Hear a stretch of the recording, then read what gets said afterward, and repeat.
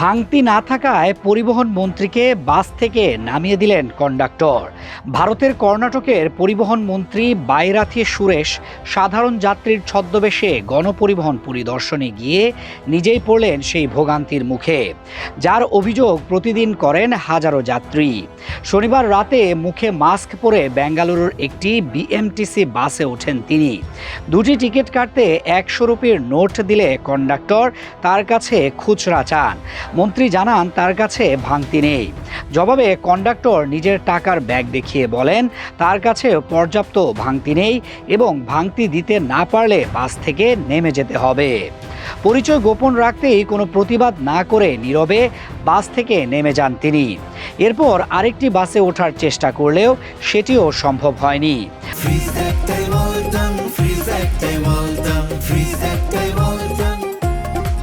বাধ্য হয়ে একটি অটোরিকশায় গন্তব্যের উদ্দেশ্যে রওনা দেন পরিবহন মন্ত্রী। যাত্রা শেষে মিটারে ভাড়া 30 রুপি দেখালেও চালক তার কাছে 36 রুপি দাবি করেন।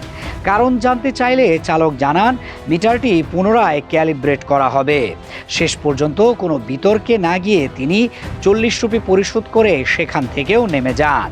শনিবার সন্ধ্যা 7:10 থেকে রাত 9:10 পর্যন্ত জয়মহল, আরটি নগর, হেব্বাল, মান্যতা টেক পার্ক, নাগাওয়াড়া, হেন্নুর সহ বেঙ্গালুরুর একাধিক রুটে ছদ্মবেশে গণপরিবহন সেবা পর্যবেক্ষণ করেন বাইরাথী সুরেশ। পুরো সময়ে তিনি সাধারণ যাত্রীদের মতোই পরিবহন ব্যবস্থার বাস্তব চিত্র দেখার চেষ্টা করেন এবং বিভিন্ন অনিয়ম নিজের চোখে প্রত্যক্ষ করেন। প্রতিদিন যেসব সমস্যার মুখোমুখি হন সাধারণ মানুষ, সেদিন সেগুলোরই বাস্তব অভিজ্ঞতা হলো রাজ্যের পরিবহন মন্ত্রীর।